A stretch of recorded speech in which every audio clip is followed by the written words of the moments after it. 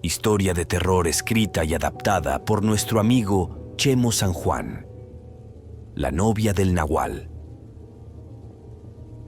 Durante décadas se han contado en mi pueblo del estado de Guerrero miles de historias que afirman la existencia de los supuestos nahuales, también llamados seres híbridos, que son personajes relacionados con la brujería que te traen la muerte. Dicen los abuelos que estos nahuales se convierten en bestias semi-humanas o también en cualquier otro animal para poder hacer sus fechorías, como robar casas, comida e incluso mujeres. Y les quiero decir que aunque parezca increíble, estas historias son verdaderas, pues yo misma experimenté en carne propia un evento que me dejó traumada de por vida. Lo que les voy a contar es una impresionante historia que ocurrió hace ya más de 60 años. Un evento aterrador donde una criatura de estas, que era mitad hombre y mitad bestia, solo esperaba el anochecer para aparecerse por las calles y robarse a niños, principalmente recién nacidos. Dicen que este ser era un brujo vecino que vivía cerca de la escuela del pueblo, pero no se sabía mucho de él. En ese entonces, las familias vivían aterradas, principalmente en los hogares donde había mujeres que recién habían dado a luz, ya que el nahual las buscaba para arrebatarles a sus hijos porque eran de sangre dulce y libres de sal.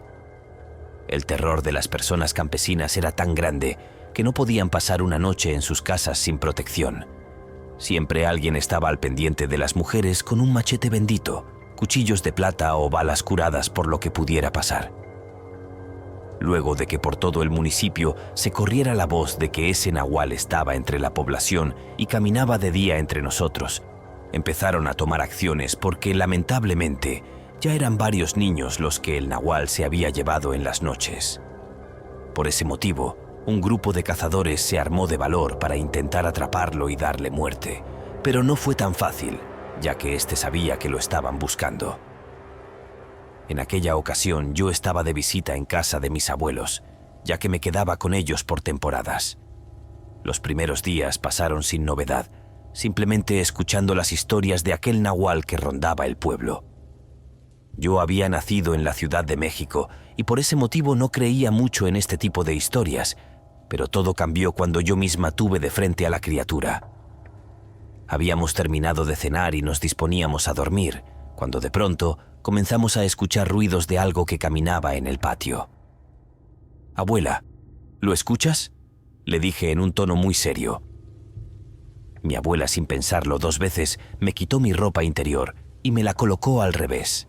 Según esto era protección, pero en ese justo momento mi abuelo despierta de un profundo sueño y como pudo agarró su machete, al tiempo que la puerta era derribada completamente para permitir la entrada a un inmenso perro de color negro que caminaba en 2 patas. La mayor parte de su cuerpo era la de un canino, pero tenía muchos rasgos humanos. Era la cosa más horrible que yo había visto a mis 12 años.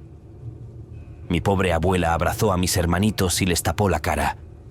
Yo estaba paralizada del miedo y de pronto se acercó a mí con una mirada de odio.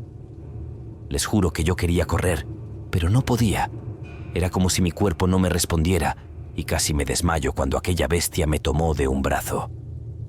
Cuando creí que no podía venir nada peor, todos nos llevamos una enorme sorpresa, pues ante nosotros aquella bestia habló con una voz de ultratumba. «Vengo por ti. Tú estás elegida y se debe de cumplir lo que está marcado». Recuerdo que mi valiente abuelo no lo dejó terminar y de un tajo le cortó parte de su cola y ésta cayó al piso. En ese momento aquella bestia lanzó un grito que nos erizó la piel y salió corriendo a toda velocidad tirando la barda que teníamos en el patio.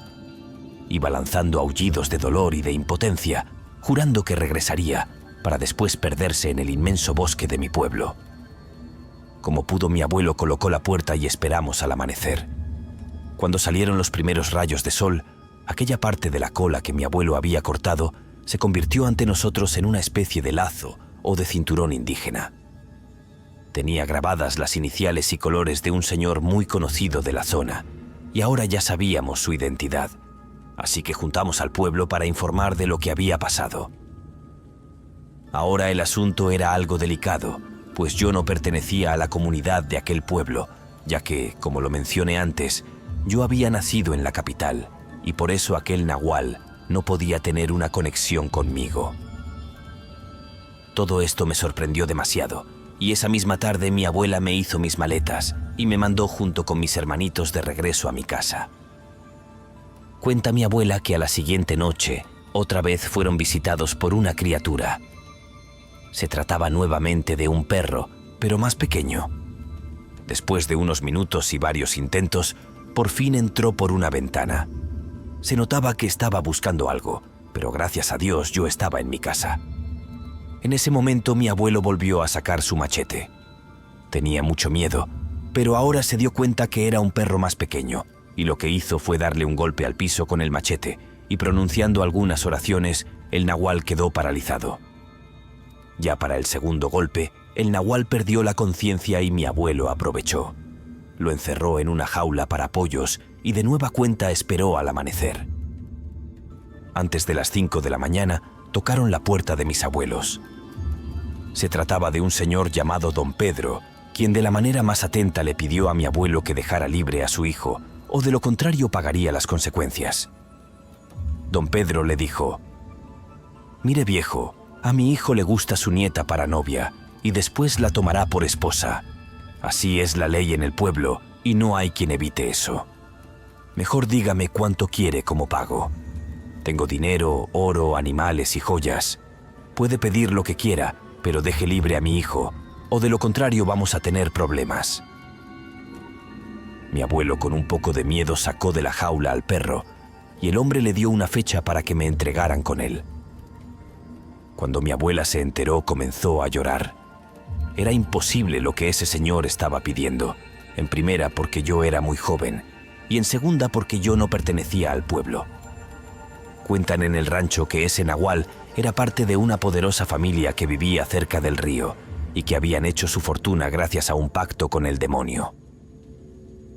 Cuando mi abuelo habló con el resto de los campesinos, decidieron que terminarían con Don Pedro. Le pusieron una trampa el día que supuestamente me iban a entregar con su hijo.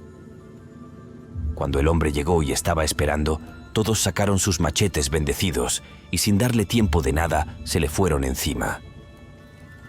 Después de terminar con él de una manera que no puedo describir, prosiguieron con su hijo. Pero antes de que tuviera el mismo destino, los mayores del pueblo hablaron. Tomaron la decisión de perdonarle la vida y le dijeron que se tendría que marchar del pueblo para siempre, pero lo tenía que hacer en ese mismo momento y sin llevarse absolutamente nada del dinero de su familia. El muchacho aceptó las condiciones y emprendió la huida. Pasaron los años y se rumoraba que el muchacho estaba en Estados Unidos con el resto de su familia, pero el año pasado que visité de nueva cuenta el pueblo de mis abuelitos, me lo encontré de frente en la plaza principal. Si ustedes se preguntan cómo lo reconocí, la respuesta es fácil. Yo iba caminando muy tranquila disfrutando de un helado, cuando de pronto sentí una mirada y al levantar la cabeza me topé con un hombre casi de mi edad. Algo dentro de mí me decía que tuviera cuidado y justo estaba pensando en eso cuando alguien gritó: «¡Es el hijo de Don Pedro!». Apenas había terminado de escuchar ese grito cuando un grupo de hombres ya lo estaba rodeando.